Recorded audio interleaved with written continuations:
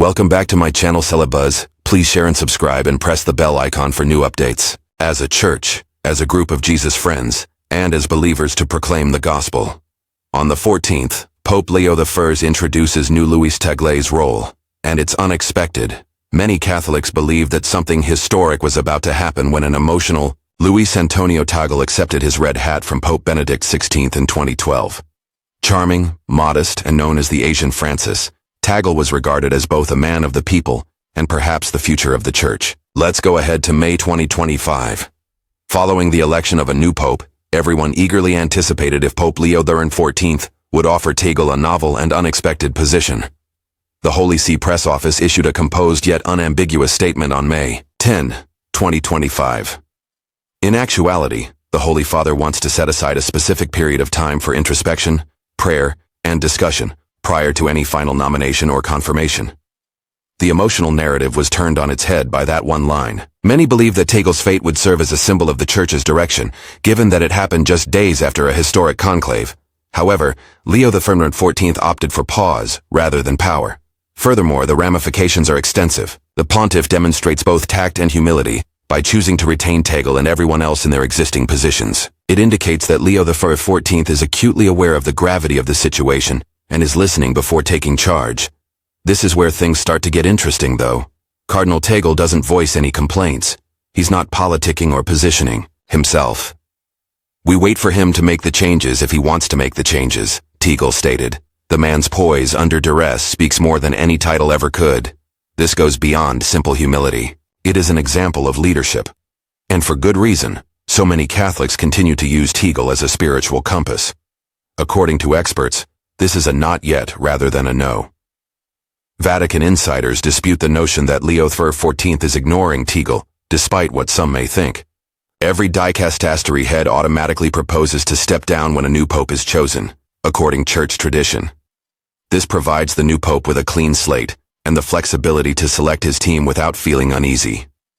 Before we do that, I need your assistance. I would greatly appreciate it if you could subscribe and support me, as I aim to reach 30,000 subscribers by the end of the year. Leo XIV, however, did not turn anyone away.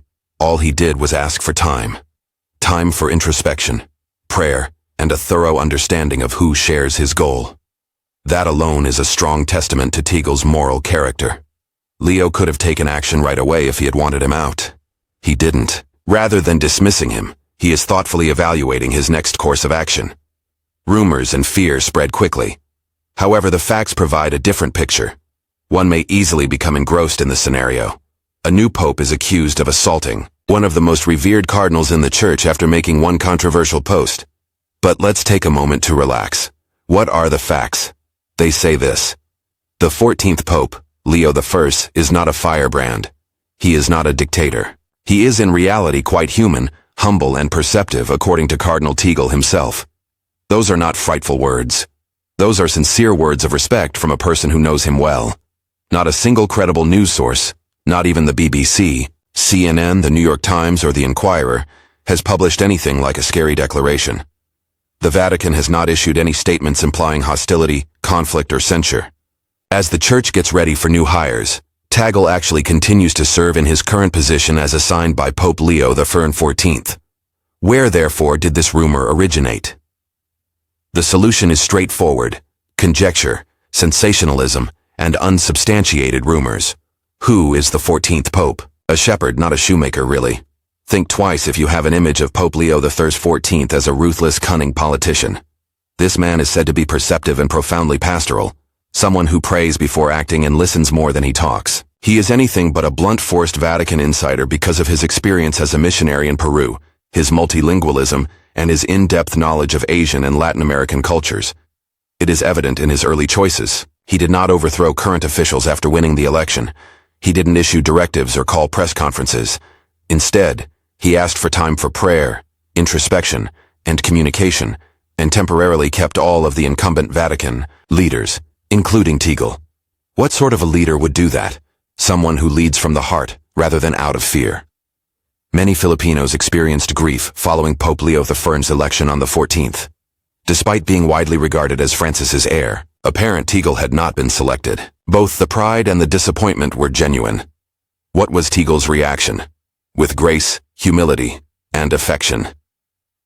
He brought a message of hope rather than resentment back to Manila. He recognized the feeling.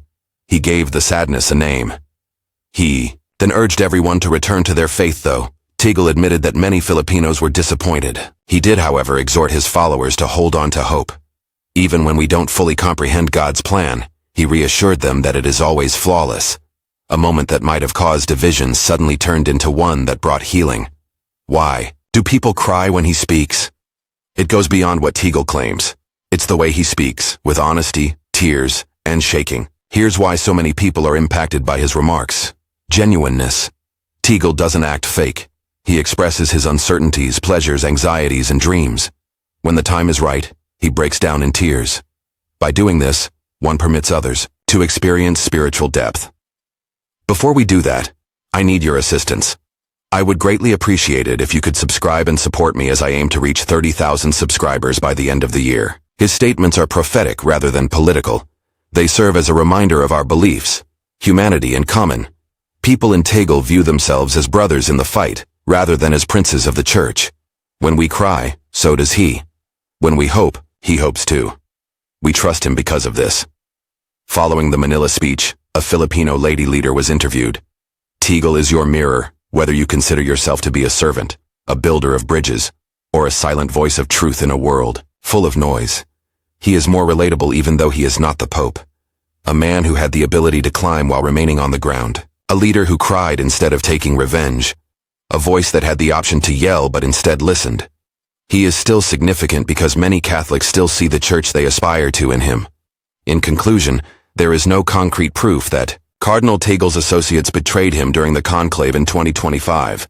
The stories of betrayal are a result of ideological disagreements, outside smear efforts, and the agonizing quiet that occasionally accompanies unfulfilled optimism. Tagle, however, is not a betrayed person. He is an endurance witness, and in a society that is fixated on winning, his quiet dignity might be the greatest triumph of all. You've heard the charges. Now keep the truth in mind. This is not a tale of treachery. It is a tale of fortitude without bitterness, of leadership without a title, and of faith that endures when elections don't go your way.